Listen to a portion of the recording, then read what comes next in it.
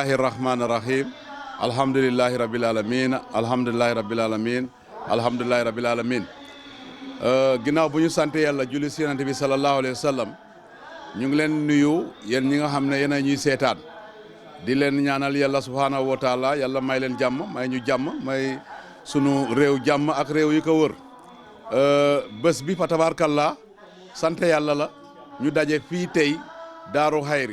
Daaru Xayri boo ko waxee mooy dëkk Chérif Cheikh Samsidine Aidara wala Cheikh na Cheikh Mahfou Labba wala Cheikh na Cheikh Mohamed Fadel wala Mamin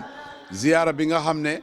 doomam taawam Chérif Cheikh Mahfou Kémanding moo ko sos 1990 ba mu génnee àdduna tey fa tabarkalla boobu la ñuy màggal waaye si tuuru sunu halif général Chérif Cheikh Mohamed Fadel bu ne newlu Cheikh Samsidine ñu ngi leen di dalal fii ñu ngi leen nuyu ñuy waxtaan ak yéen pour wax leen ne fa tabarkalla ziyaara ren ziyaara la boo xam ne dañ ko teg spécialement pour def ay ñaan waaye surtout def ay sensibilisation si li nga xam ne mooy fléau yi nga xam ne moo xew si àdduna waaye rawat na accident yi ak ñàkk respecté code de la route yi ak surcharge yi ak yeneen comportement yoo xam ne day gàllankoor citoyens yi surtout doomu aadama yi moo tax tey ci 33e édition ziara bi dañuy lancer appel ci turu sunu xalifa bi le nuyu waaye invité sargal gërëm taalibe yi gërëm kilifa yi gërëm xalif généraux yi nekk Casamance nga xam ne ñëw nañu waaye kilifa yi jógee Gambie jóge Guinée Bissau ba Mauritanie ak Sénégal yëpp fa tabarkalla ñoom yëpp ak taalibe yi ak fondation yi ak daayira yi ñoom yëpp ñu ngi leen di nuyu ñu ngi leen sant ñu ngi leen gërëm si seen taxawaay waaye nuyu aussi autorités yi waaw administration bi commencé ko si sous-préfet ba si président de la république Macky Sall di leen sant di leen gërëm si seen taxawaay waaye di nuyu tamit di sant gërëm les forces de défense et de sécurité ñi nga xam ne seen taxawaay fa tabarkallah ñoo ñuy jàppale guddi ak bëccëg di nuyu tamit partenaires yi ñi nga xam ne mooy Sonatel ak Sénélec ñoom yëpp seen taxawaay rafet na ak waa presse yëpp surtout yéen waa presse région Ziguinchor ñu ngi leen sant bu baax ñu ngi leen gërëm di wax ne de lu xalifa bi bii mooy moom bu mu toogee bii mooy première ziara boo xam ne mu ngi koy def ginnaaw magam Chérif Cheikh Atabulu Cheikh Samsidine génn àdduna yàlla xaaree ko ajana moom Cheikh bu nen ne lu mu lancé mooy ginnaaw bu ñu wàccee fi ay kaamil def ay zikr def gamo bi guddi tey incha allah si kanam dina am ñoo xam ne dañ leen di seexal loolu nga xam ne mooy la tradition prophétique defal leen ay kaala ñu nekk désormais ay ambassadeurs extraordinaires de la famille de Cheikh na Cheikh Mahfou Aidara waaye surtout de la famille de Chérif Cheikh Samsidine Aidara Daaru Xayri 7 personnes ñi nga xam ne fa tabarakallah tey dinañ leen seexal waaye bu ñu jógee si loolu dinañ def xatma alquran bi nga xam ne plus d'un an ñu ngi koy jàng ak yi ñuy jàng fan yii yëpp pour ñaanal réew mi ñu am jàmm ñaanal xale yi ñu changer comportement waaye ñu am liggéey waaye ñu jàpp d'abord tamit si ay formation waaye ñaanal sunu responsable politique yi yàlla may leen jàmm yàlla may leen déggoo seen biir ñoom yëpp dañu bëgg a intérêt Sénégal kon loolu war na tax ñu gën a am esprit de dépassement ñu mun a toog di waxtaan ñu mun a toog di liggéey ensemble ki nga xam ne moom la yàlla fal ñu liggéey ki nekk opposition moom tamit am na ay xalaat yu rafet ñu sotti ko ñoom yëpp ñu bokk ñu liggéey loolu ñaan yooyu dinañ ko def waaye dinañ ñaan sunu mbokk yi génne Barzak ñi nekk Barzak yàlla xare leen ajana dinañ ñaan tamit ñi nga xam ne ñooy ñi feebar te ñuy si hôpitaux yi wala ñuy si biir kër yi waaye dinañ ñaan surtout ñi nga xam ne sunu tali yi parce que tali yi ñëw nañ nag li nga xam ne lu ñuy wax ay cercueil roulant maanaam nga dugg si oto pour mu yóbbu la oto boobu mu jëmale foo xam ne finalement yow sax dootoo gisaat say mbokk kon loolu tamit dañ koy ñaan waaye gën wax ak chauffeurs yi gën wax ak transporteurs yi li xeew nii si jamono métti na naxari na coono la te jamono bi askan bi dañ ko bloqué kenn mënul dem dëgg la am nañ droit seen revendication dëgg la am nañ droit casse am nañ droit grève waaye war nañ bàyyi xel lool ñi nga xam ne mooy majorité Sénégal waaw benn minorité warul jël en otage majorité Sénégal du état majorité Sénégal du politicien majorité Sénégal du transporteur kon loolu dafa baax lépp lu ñuy def ñuy suuraale askan bi te askan bi mooy majorité seen dem ak seen dikk fa tabarakallah boo leen xoolee am na ñoo xam ne saret lañ ñëwee si gamo bi am na ñoo xam ne vélo lañ ñëwee ñu bëri jakarta lañ ñëwee parce que oto dawatul kon loolu tamit lu métti la lu naxar la si taalibe yi si pèlerin yi ñoom yëpp ku agsi rek da koy jooy ku de agsi da koy jooy moo tax dañuy ñaan sunu mbokk yi ñu toog waxtaan ñu trouver solution ndax ñu mën a libérer peuple bi mën a dox soxlam te ñoom ñu continuer waxtaan ba ñu trouver solution waaye waruñu jël peuple bi en otage loolu fa tabarakallah ñun de nekk nañ victime bu rëy parce que ñi war a jógee côté Sénégal ba côté Tamba ba Mali Guinée Bissau ñoom yëpp fa tabarakallah dañuy am problème dañuy mujjee def ay étapes ñii di dugg gaal ñii di dugg Jakarta ak leneen ba doo xam sax loolu naka la te loolu sax mun na jur leneen loo xam ne loolu la ñuy daw kon fa tabarakallah te loolu état bi aussi am na si devoir am na si rôle na état bi nangu waxtaan état day jàppale day defar day orienté day encadré waaye état du nekk toujours gendarme waaw moo tax ñu ñaan président de la république Macky Sall moom tamit mu def tout pour mun a waxtaan ak transporteurs yi pour mun a yombalal ndax ñu déggoo ndax ñu libérer peuple bi li ñuy wax dëgg-dëgg tey tëj nañ peuple bi tëj nañ frontières yi waaw te ñu ngi si biir sunu réew waaye kenn mënul dem kenn mënul dikk teg nañ frontières yi loolu rafetul moo tax nag ñun de amuñu doole sunu doole ñaan la moo tax ñaan nañ yàlla subhanahu wa taala si barke alquran si barke Seydina Mohamed sallallahu alayhi wa sallam di ñaan xalif généraux Sénégal yi yëpp ñëpp def si ñaan ndax lii yàlla andi si jàmm transporteurs yi ak état ñu am déggoo ñu waxtaan ba trouver solution ndax ñu mën a libérer peuple sénégalais fu ñu toll nii peuple bi sonn na ñuy am yeneen jafe-jafe yoo xam ne kenn mënu ko wax waaye li si tegu sunu kaw fan yii moom fa tabarkallah dafa métti loolu moo tax ñu bëgg a si tuuru xalif général si tuuru waa kër diine yi xalif général yi nag Casamance yi nekk Sénégal ak daayira yi ak fondation yi ñu waxtaan ndax ñu trouver si solution li ñuy wax tamit mooy fu ñu toll fii Daaru Xayri gis ngeen ne Daaru Xayri manqué na lépp lu ñuy wax programme national de modernisation des foyers religieux ba tey ak siwul fii waxoon naa ko président de la république ma ne ko am na kër diine yoo xam ne li ñu soxla bëriwul ñii ay zinc lañ soxla ñii ay tôle zinc waaw ñii ay peinture ñii ay moquette waaye na jàppale ñun tamit ñu gis si sunu bopp ñu ngi koy ñaanal ndax yàlla woyofalal liggéey bi ndax yooyu tamit mu mun a egsi fii Casamance.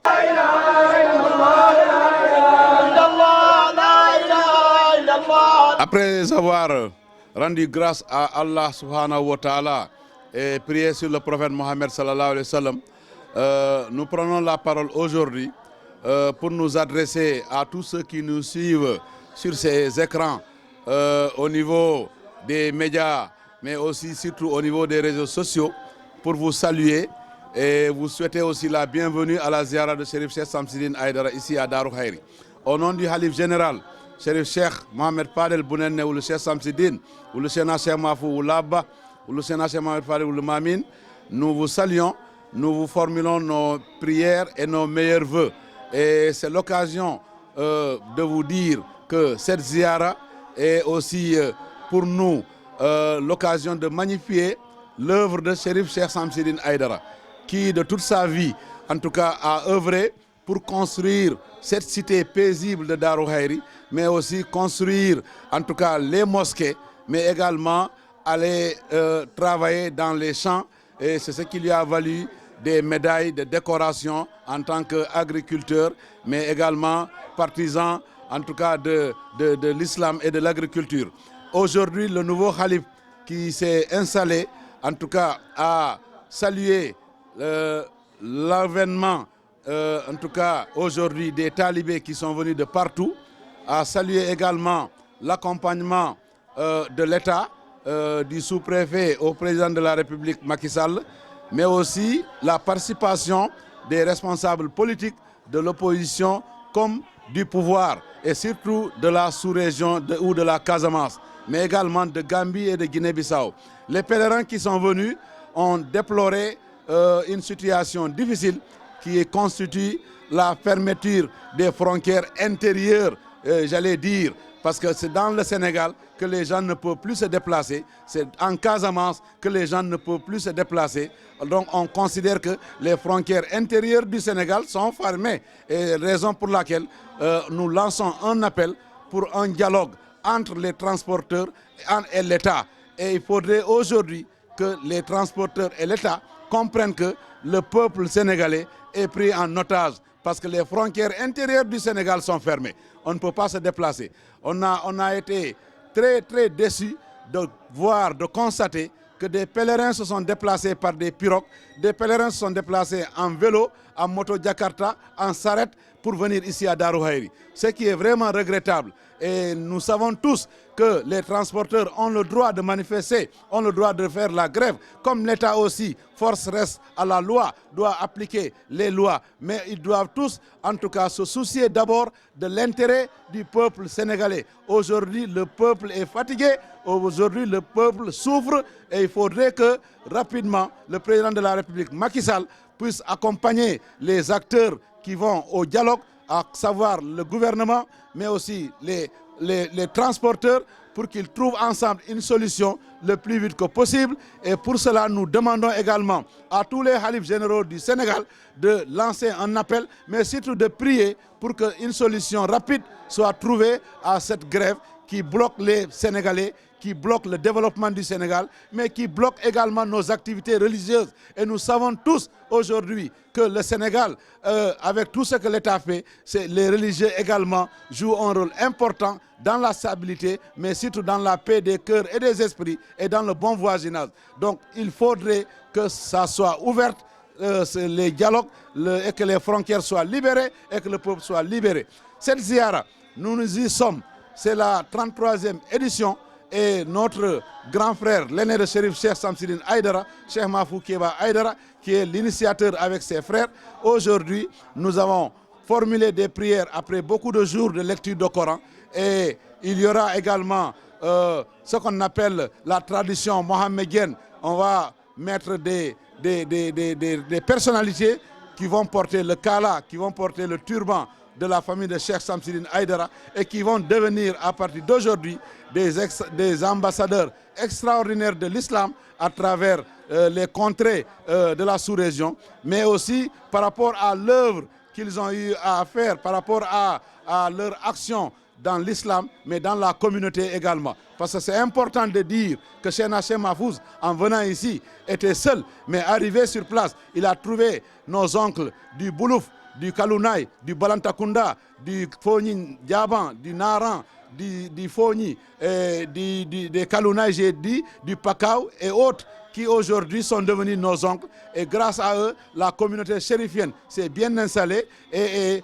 partout un peu dans la sous-région. Donc aujourd'hui, c'est ces oncles-là qui méritent notre reconnaissance. C'est nos oncles-là que nous allons rendre hommage à travers ces décorations, à travers ces turbans que nous allons leur mettre, Inch'Allah. Et après, nous ferons également la lecture finale du Khatma pour tous les Corans qui ont été lus. Priez pour la paix au Sénégal. Priez pour la paix aussi dans la sous-région. Mais priez surtout pour que les acteurs du dialogue, du transport se retrouvent et trouvent une solution pour la souffrance des Sénégalais. Nous allons aussi prier pour nos disparus, pour que Dieu leur accorde le paradis, Firdaus. Priez également pour nos malades qui sont dans les hôpitaux, qui sont aussi dans nos maisons. Priez pour que ces routes-là ne soient plus des routes meurtrières. Et c'est pour cela que nous saluons les engagements du gouvernement, mais nous saluons aussi les initiatives que le gouvernement doit faire pour dialoguer et trouver des solutions avec les transporteurs, et qu'ensemble, qu'ils mettent en avant l'intérêt du peuple sénégalais, qu'ils mettent en avant le souci, la souffrance des Sénégalais, et surtout en ces périodes.